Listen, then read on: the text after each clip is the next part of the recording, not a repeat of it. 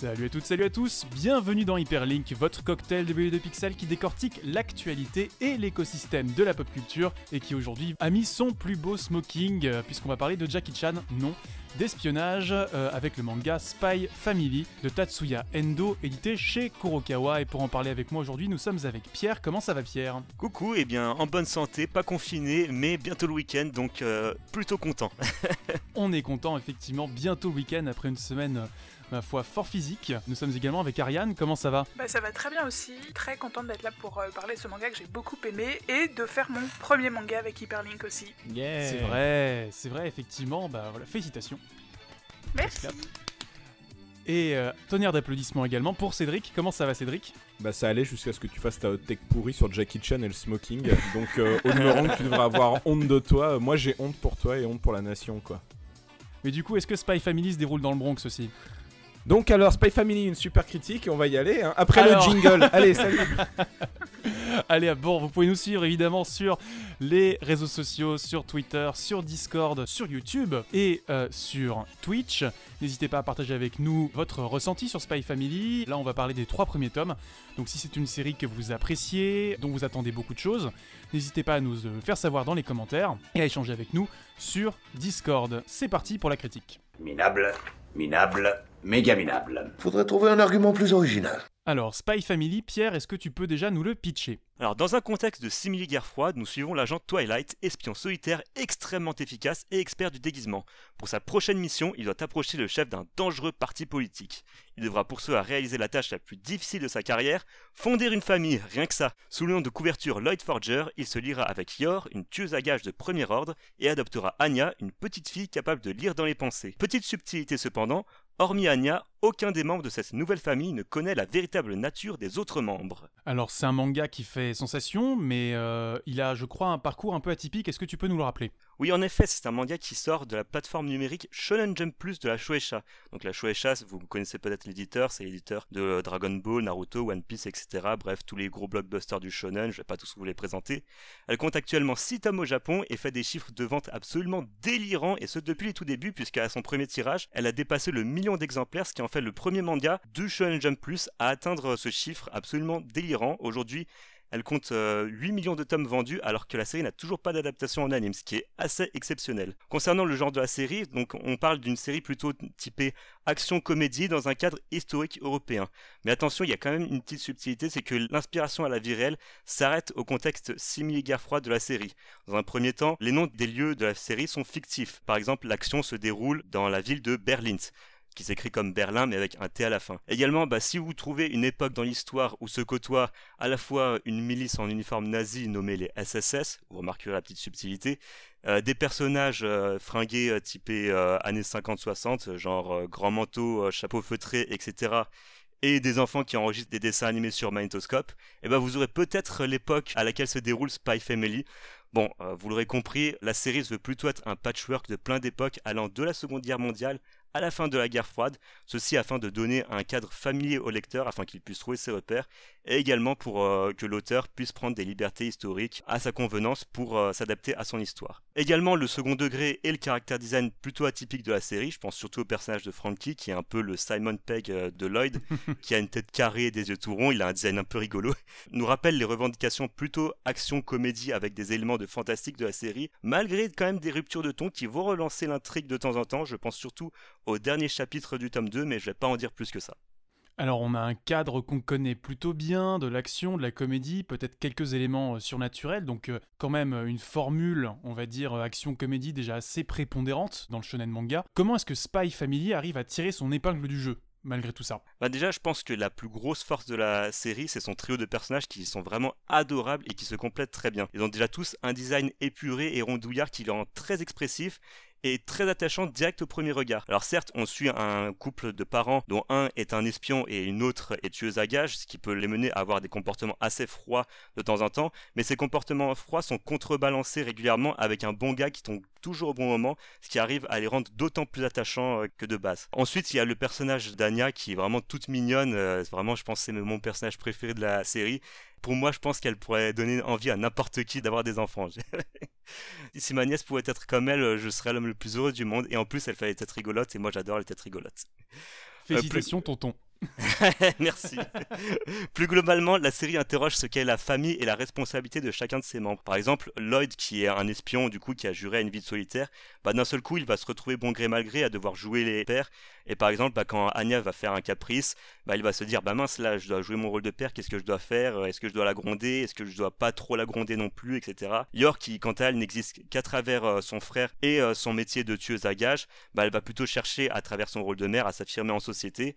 Et quant à Anya, qui est adoptée et qui est au courant de la mission de son père, et ce n'est pas réciproque, et forcément elle est au courant vu qu'elle peut lire dans les pensées, elle va plutôt chercher du coup à se faire accepter par son père parce qu'elle n'a pas envie d'être abandonnée à la fin de la mission, tout ça, donc elle va chercher à se faire accepter et également être digne de ses parents. Stylistiquement, on sent quand même l'expérience de l'auteur dans Spy Family. Je veux dire, Tatsuya Endo, c'est un auteur qui a déjà 20 ans de carrière, 2 séries à son actif, dont une plutôt typée déjà action-comédie dans The Moon Sword. Du coup, il y a juste à feuilleter les pages pour se rendre compte que la série est très très agréable à l'œil, le trait est fin et propre, le style est épuré et mûr, découpage très carré soigné, il y a quelque chose de très très pro qui se dégage immédiatement de l'œuvre, qui contraste par exemple beaucoup avec des séries qui sortent du Shonen Jump par des auteurs très jeunes. Par exemple, je pense à Demon Slayer, où l'auteur peut avoir un trait un peu erratique, des personnages parfois un peu grossiers au début, mais c'est normal, c'est parce qu'elle est très jeune. Là, Tatsuya Endo a quand même pu rouler sa bille dans le milieu, et du coup, il y a quelque chose vraiment de très très pro, très carré qui ressort de la série. Peut-être même trop carré pour certains, mais moi perso, ça ne m'a pas dérangé.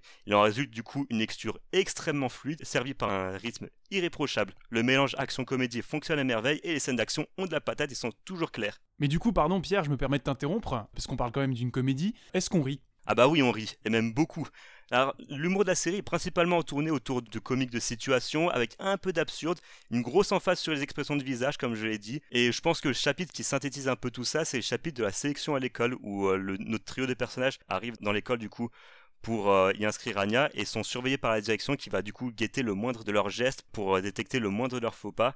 Et donc pour cela, ils vont leur balancer par exemple un gamin tout crasseux sur eux pour essayer de leur tacher leurs vêtements. À un moment, ils vont carrément lâcher les animaux de la ferme de l'école et tout. Enfin, ça devient n'importe quoi, et à chaque fois, ils s'en tirent avec une pirouette incroyable, et on voit le directeur qui fait des grands visages, qui fait « Non, c'est impossible, ils sont trop parfaits ah là là !» C'est un chapitre absolument génial et c'est vraiment super drôle.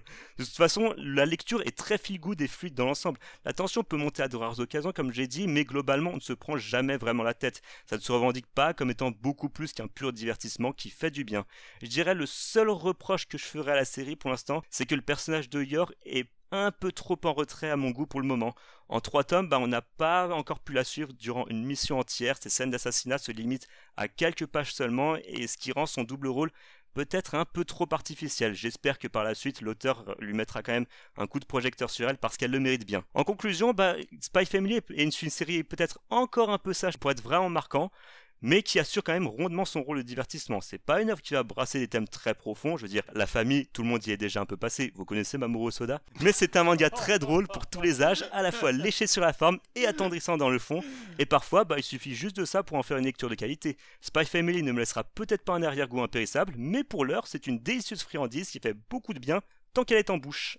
Merci Pierre pour ta critique. Du coup, Mamoru Soda, Ariane, Cédric, qu'est-ce qu'on en pense? Non, plus sérieusement, Ariane, Spy Family, qu'en as-tu pensé? J'en pense que je suis un peu plus enthousiaste que Pierre, moi j'ai vraiment beaucoup aimé. Je suis d'accord avec le fait que effectivement le dessin marche très bien, le mélange action-comédie aussi, les personnages sont super attachants. Je pense qu'il y a des thèmes un peu plus profonds dans cette œuvre qu'on l'a dit jusqu'ici. Mais voilà, moi j'ai beaucoup aimé et je recommande chaudement. Et Cédric? Je suis un peu comme Ariane, je trouve aussi que le titre est un peu mieux que ce que Pierre en décrit, malgré les qualités qu'il a mis. C'est un titre qui est assez ingénieux sur plusieurs points. Le mélange des genres déjà est bien fait, mais surtout je trouve que c'est la maîtrise de Tatsuya Endo pour faire un récit qui soit très clair et très fluide. Son éditeur a dit dans une interview, et je suis assez d'accord, c'est ce qui m'a sauté aux yeux, que la lecture était très simple et très facile, mais c'est très dur en fait de faire une série où le récit est fluide, et ce qu'on appelle un page turner, en fait un truc où les pages se tournent très facilement, et il faut savoir maîtriser la narration, le rythme, la mise en scène,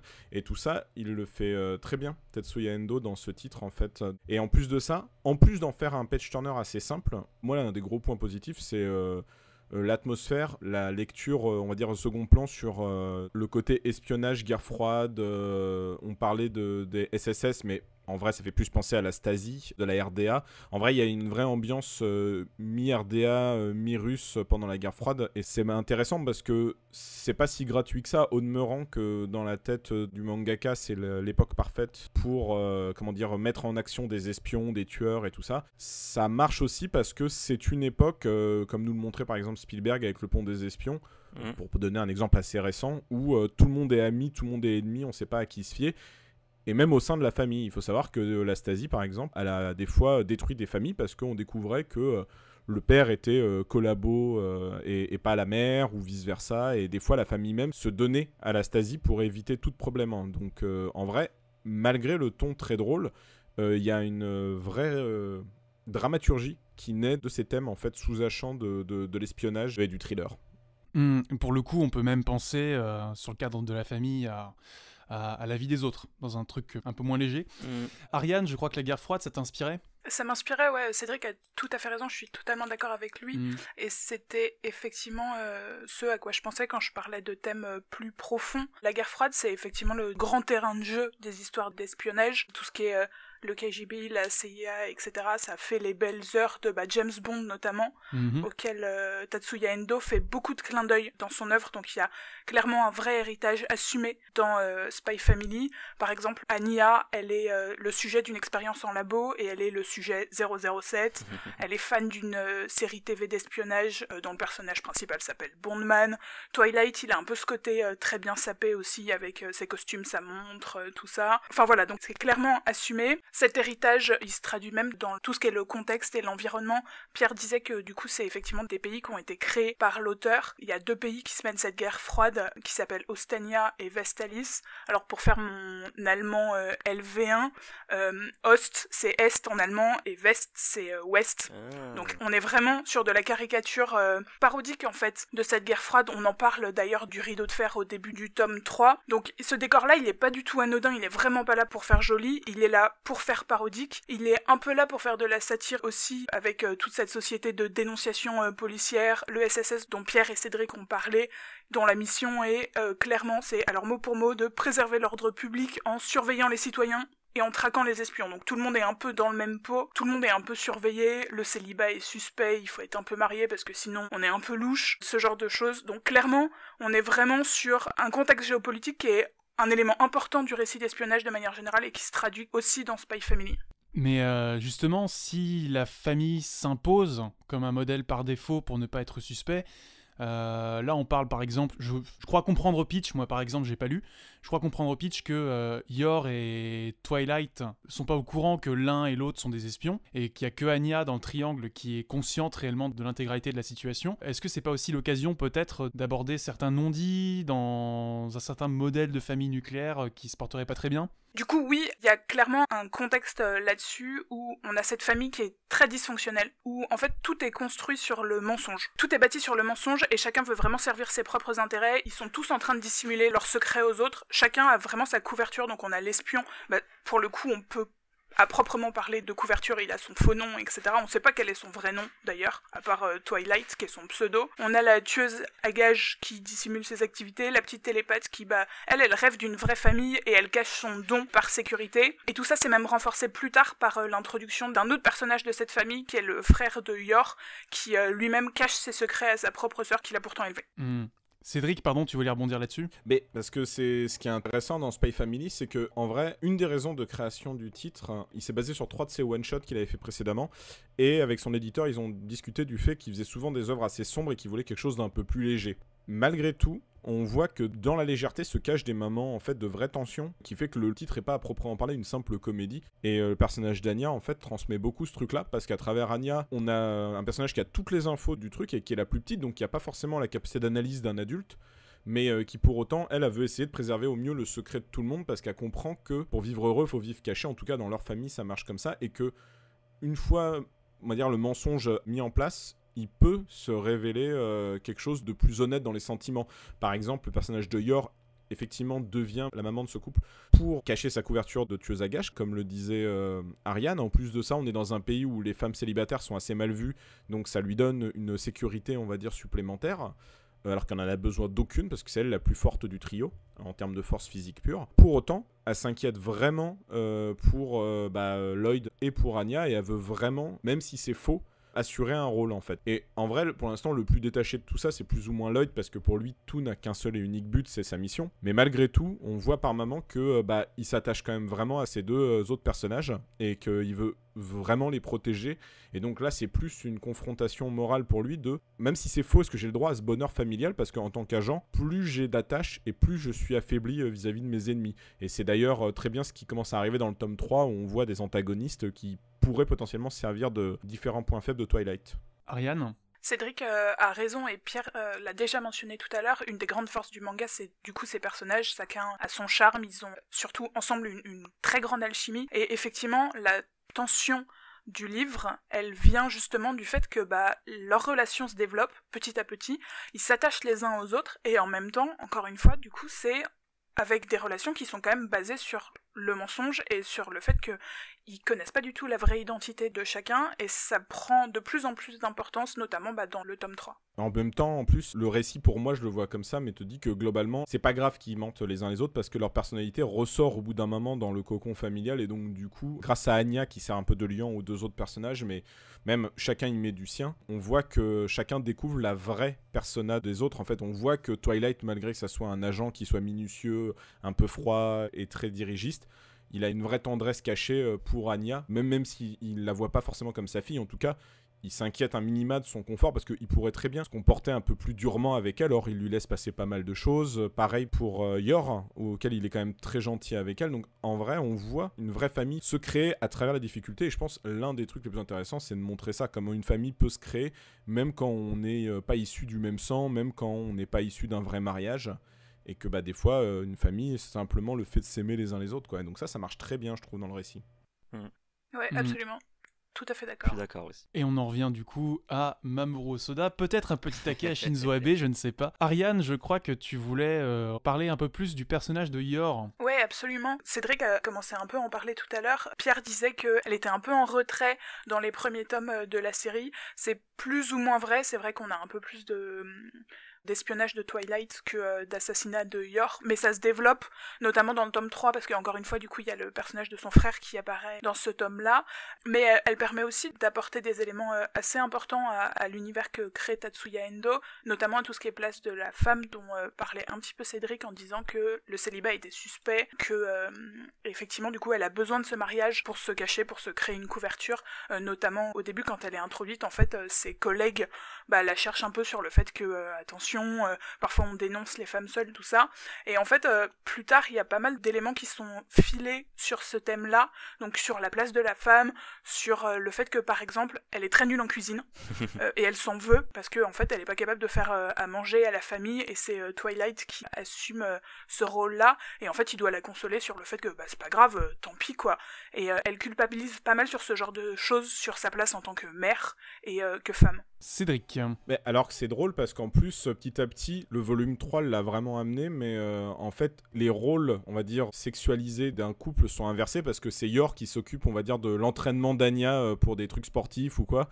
Et c'est vrai que c'est plus Lloyd qui joue le rôle de femme au foyer dans ce rôle-là. Mais en plus de ça, un autre truc que je trouve intéressant, qui est mis en filigrane, c'est le fait que ces trois personnages, on va dire d'une certaine manière, malgré le fait qu'ils ont tous des forces, aux yeux de la société, ils doivent paraître faibles et normaux. Et donc, ils se retrouvent liés tous ensemble face à des inégalités. En fait, par exemple, le fait est que pour la mission de Lloyd, tout passe par Anya qui doit intégrer une école d'élite pour atteindre le grand des élèves d'élite, pour atteindre le fils de la cible, et donc la cible. Donc c'est déjà tout un pataquès de globi-boulga de plans, mais pour ça veut dire qu'il faut rentrer dans une école qui globalement ressemble à un truc du style Harvard ou Oxford, où il y a que des élites, que des gens très riches, et quelques gens qui sont en gros au mérite ou à la bourse, quoi, et sur les résultats scolaires. Et rien qu'à ça, ils sont déjà mis en avant du fait que Anya, les autres élèves disent tout de suite qu'elle est pauvre, du coup qu'elle est moche, qu'elle sent, enfin, alors que dans le récit, on voit qu'ils ont l'apparence d'une famille de bonne famille, en tout cas. Ils ont une apparence peut-être de nouveaux riches, ou en tout cas, ils sont pas pauvres. Lui, sa couverture, c'est médecin. Elle travaille à la mairie, donc c'est un travail d'État. Dans un pays qui ressemble à la RDA, où il y a une milice et une police d'État, c'est quand même important, mine de rien. Donc, en vrai, le récit, sous couvert d'être léger, sous couvert d'être gentil, diffuse des choses en filigrane. Alors, je sais pas si au final, Endo va jouer de ça sur toute la série, mais il a dit que la série, pour lui, vu que le succès, ça y est, il est établi, parce que comme l'a dit Pierre, la série, elle en est à 6 volumes et a fait environ 1 million par volume à peu près, parce qu'elle en est déjà à 6-7 millions de ventes, ce qui est énorme sans animé. Il a dit que le manga allait durer un peu de temps, donc on peut partir sur au minima, je pense, une 20aine de tomes, je pense, là vraiment, je balance ça, mais il a dit, l'histoire va durer longtemps pour moi, donc, et quand on voit le récit, on voit qu'il y a beaucoup de choses à développer, dans le récit principal, donc la quête de Lloyd et les différents mensonges qu'il y a la famille, et même dans les sous-textes sur les inégalités de ce pays-là, commence déjà à fuser dans le tome 3. Alors Ariane, avant de te donner la parole, peut-être la donner un petit peu à Pierre sur la question du potentiel et de la longévité du manga justement. Est-ce que tu penses que ça peut durer plus d'une 20aine de tomes ? Bah, je pense que oui, comme l'a dit Cédric tout à l'heure, Anya doit récupérer des étoiles dans son école pour monter dans la hiérarchie et rentrer en contact avec le fils du parti politique. Rien ne dit également que après que cette quête soit résolue, qui risque de durer déjà une bonne dizaine de tomes minimum, ça risque pas de continuer après, une fois que Lloyd sera rentré en contact avec le chef du parti politique, etc. Donc oui, il y a largement potentiel à dépasser la vingtaine de volumes, ça je me fais pas de soucis là-dessus. Alors, si je ne m'abuse, l'éditeur parlait du fait que dans les tomes qui viennent, il va y avoir un vrai fil rouge. Donc effectivement, on a de la matière pour continuer cette histoire et cette mission en particulier. Et comme le disait Cédric, effectivement, il y a pas mal de choses à creuser niveau sous-texte, puisque on a eu des aperçus un peu des origines de Lloyd et Yor. On sait, elle, qu'elle a commencé par exemple à être tueuse à gages très tôt, et lui, il y a eu un petit hint de son passé, de comment il est devenu espion. Apparemment, les ravages de la guerre ont eu des conséquences assez lourdes sur ce personnage, donc ce discours-là, clairement, il va pouvoir être développé, on va pouvoir en apprendre plus sur les personnages, donc oui, il y a plein de choses à faire. Cédric ? Il y a plein de choses à faire, mais encore une fois, je répète, ce qui est intéressant dans Spy Family, c'est que c'est pas pompeux. Ça veut dire que ces thèmes-là, tous ces thèmes sur les orphelins, parce qu'Anya est une orpheline issue d'expérimentation génétique, Lloyd est un orphelin de guerre, effectivement, et même Yor aussi est une orpheline, hein, même si elle a son frère, on découvre très vite qu'elle a pas de parents et qu'elle a fait ce métier d'assassin pour assurer une pérennité à son frère. C'est des thèmes sous-jacents, et la grande force, vraiment, de ce titre, pour moi, c'est que il est très lisible, l'action est vraiment bien faite, est vraiment fluide, et il y a une vraie force en fait de simplicité, ce qui n'est pas facile du tout en fait. En vrai, ce genre de récit, les meilleurs page-turners japonais en manga que vous pouvez trouver, ça reste toujours des Dragon Ball et des Naruto, mais ça reste aussi des œuvres comme les œuvres d'Urasawa en fait, tout simplement. Hein. Quand on lit un 20th Century Boy ou un Monster, on peut pas arrêter la lecture parce qu'on est pris dans le thrill, et c'est exactement ce sur quoi joue Tatsuya Endo, et j'en veux pour... on va dire preuve pour ceux qui découvriront ou qui lisent la série. Les premiers chapitres du volume 3, il y a une vraie tension qui se met en jeu. Malgré la comédie, il y a une vraie tension dramatique. C'est la vraie force de ce manga pour moi, qui fait que, en se développant un peu plus, et quand l'animé sortira, parce qu'il va sortir, là on est sur une bombe à retardement. Ça a déjà commencé à exploser, mais on va avoir les 2 secondes déflagrations qui vont arriver très bientôt, tellement le titre peut vraiment atteindre un nouveau niveau, quoi. Très bien les amis, avez-vous un dernier mot pour conclure ? Oui, moi j'en ai un. Je voulais juste ajouter un petit mot sur l'édition que, à titre personnel, j'ai beaucoup apprécié. C'est donc un manga qui est publié en France chez Kurokawa et qui a fait l'objet de très jolis volumes avec une couverture qui est un peu brillante. Et voilà, à titre personnel, j'aime beaucoup, je trouve ça très joli. Bel objet, donc. Pierre ? J'ajouterais aussi, lever les rabats de couverture, il y a aussi des petits gags derrière et c'est toujours très rigolo. Absolument, il a raison. Derrière les rabats, il y a des petites blagues et de nouveaux petits clins d'œil à James Bond si vous aviez raté les autres. Nickel, bien vu. J'y penserai au moment de dévaliser mon libraire ce week-end. Vous m'avez convaincu. Merci à vous pour cette critique de Spy Family. Vous pouvez évidemment, vous auditeurs, vous spectateurs, nous dire ce que vous en avez pensé dans les commentaires sur YouTube, mais également nous rejoindre sur Discord pour échanger avec nous là-dessus, également nous rejoindre sur Twitter et Twitch. Quant à moi, je vous souhaite une très bonne journée, une très bonne soirée, peut-être un très bon appétit, et on vous dit à très bientôt. Ciao. Ciao. Salut.